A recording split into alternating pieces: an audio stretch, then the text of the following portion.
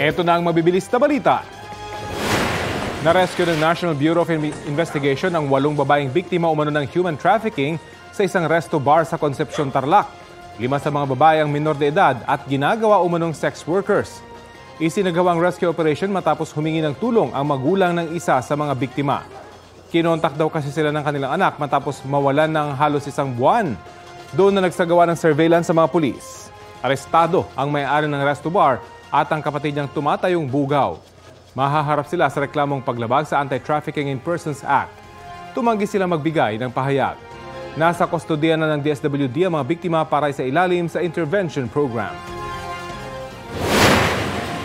Patay naman ang isang pulis matapos nasagasaan sa San Miguel, Bulacan. Base sa investigasyon, sakay ng isang patrol car ang biktima nang bigla siyang mahirapang huminga. Doon na siya nahulog sa kalsada at nagulungan ng kasunod na sasakyan.